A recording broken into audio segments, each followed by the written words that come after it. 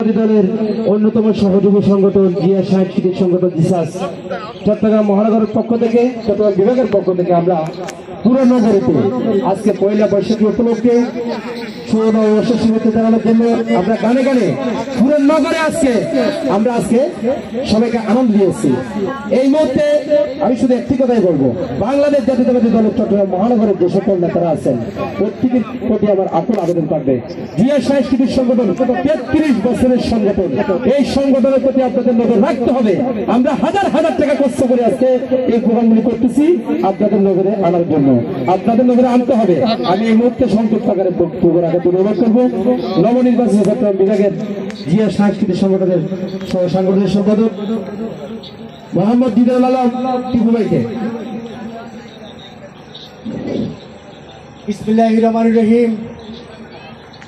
জিয়া সাংস্কৃতিক সংগঠন চট্টগ্রাম বিভাগ এবং মহানগর কর্তৃক পহেলা বৈশাখ উপলক্ষে আয়োজিত আজকের অনুষ্ঠানের সম্মানিত সভাপতি, মহানগর জিসাসের সভাপতি এবং বিভাগীয় সাংগঠনিক সম্পাদক আবুল হাসান আজাদ, আমাদের মাঝে আরো উপস্থিত আছেন বিভাগীয় সহ সাংগঠনিক সম্পাদক আমি অ্যাডভোকেট দিদারুল আলম টিপু, আরো উপস্থিত আছেন নবগঠিত কমিটির বিভাগীয় সহ সাংগঠনিক সম্পাদক নুরুল আলম, আরো উপস্থিত আছেন জিসাস নবগঠিত কমিটির সহ সাংগঠনিক সম্পাদক জনাব জসিম উদ্দিন, মহানগর জিসাসের সভাপতি, সাধারণ সম্পাদক, সিনিয়র সহ সভাপতি সহ বিভিন্ন নেতৃবৃন্দ।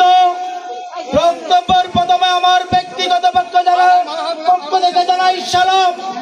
প্রাণপ্রিয় সংগঠন জিসাস চট্টগ্রাম বিভাগীয় পক্ষ থেকে জানাই আপনাদেরকে পহেলা বৈশাখের শুভেচ্ছা ও অভিনন্দন। সংগ্রামী উপস্থিতি, জিসাস এমন একটি সংগঠন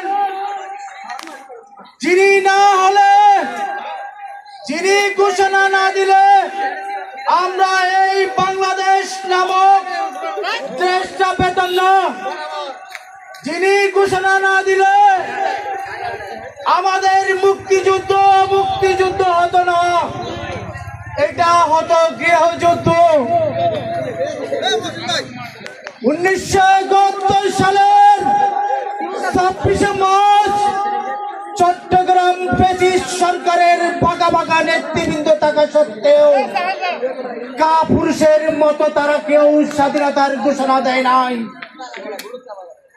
এই জন্য দেয় নাই, স্বাধীনতার ঘোষণা দিলে যদি বাংলাদেশ নামক দেশটা জয়লাভ করতে না পারে তাহলে তারা দেশদ্রোহী হিসাবে বিবেচিত হবে। কিন্তু আমাদের দলের প্রতিষ্ঠাতা শহীদ রাষ্ট্রপতি জিয়াউর রহমান বহুদলীয় গণতন্ত্রের প্রবক্তা, এসব চিন্তা ভাবনা না করে ঘোষণা দিয়ে মুক্তিযুদ্ধ করেছেন। তাই আমরা এই বাংলাদেশ নামক দেশটা পেয়েছি। তাই আজকের এই দিনে শ্রদ্ধার সাথে স্মরণ করছি শহীদ রাষ্ট্রপতি জিয়াউর রহমানকে। জিয়া সাংস্কৃতিক সংগঠন এমন ব্যক্তির সংগঠন যিনি বাংলাদেশ জাতীয়তাবাদী দল সহ সহযোগী এবং অঙ্গ সংগঠনকে 3 যুগের বেশি সময় ধরে নিজের চক্রের ছেলের মতো আঁকড়ে ধরেছেন।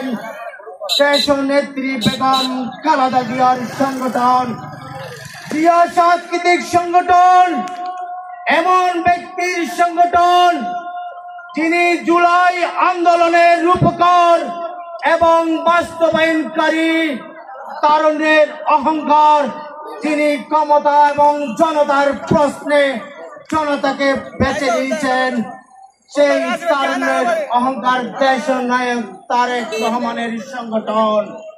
সম্মানিত উপস্থিতি, আজকের এই অনুষ্ঠানের মধ্য দিয়ে আমি একটি বার্তা দেশবাসীকে পৌঁছাতে চাই। আমাদের জাতীয়তাবাদী দলের বিভিন্ন স্তরের নেতৃবৃন্দের সাথে আমিও সহমত এবং সংহতি জানিয়ে বর্তমান অন্তর্বর্তী সরকারের কাছে নির্বাচনের সুনির্দিষ্ট রোড ম্যাপ আশা করছি। এই জন্য নির্বাচনের সুনির্দিষ্ট রোড ম্যাপ আশা করছি। সুনির্দিষ্ট নির্বাচিত সরকার না হলে দেশে বহুবিধ সমস্যার মধ্যে একমাত্র অন্যতম প্রধান সমস্যা হলো দেশে বিনিয়োগ আসবে না। বিনিয়োগ না আসলে দেশের কর্মসংস্থান সৃষ্টি হবে না। দেশের সাথে বাইরের কোন রাষ্ট্র চুক্তি করতে তারা স্বাচ্ছন্দ্য বোধ করবে না, বিব্রতকর অবস্থায় পড়ে যাবে। তাই আমি আজকের অনুষ্ঠানের মধ্যে দিয়ে আমি আরো স্মরণ করতে চাই জুলাই ম্যাসাকারে শহীদ ওয়াসিম তানভীর রাব্বি সহ বাংলাদেশের বিভিন্ন ছাত্র জনতা থেকে শুরু করে শিশু, রিক্সাওয়ালা, আপামার জনতায় যেসব মৃত্যুবরণ করেছে তাদের রুহের মাগফিরাত করছি। আমি আজকের অনুষ্ঠানের মধ্যে দিয়ে জুলাই ম্যাসাকারে যেসব ছাত্র জনতা সহ সর্বস্তরের জনতা আহত পঙ্গুত্ব বরণ করছে তাদের দ্রুত আরোগ্য লাভ করছি এবং পরিশেষে সবাইকে আজকের অনুষ্ঠানের সফলভাবে সম্পাদন করার জন্য ধন্যবাদ জানিয়ে এবং ভবিষ্যতে আমরা যেই সুপরিকল্পিতভাবে অনুষ্ঠান হাতে নেব সেই অনুষ্ঠানও আজকে এবং অতীতের মতো আমাদের পাশে থাকার উদাত্ত আহ্বান জানিয়ে এবং আমার সংক্ষিপ্ত বক্তব্য এখানে শেষ করলাম। ধন্যবাদ। বাংলাদেশ জিন্দাবাদ।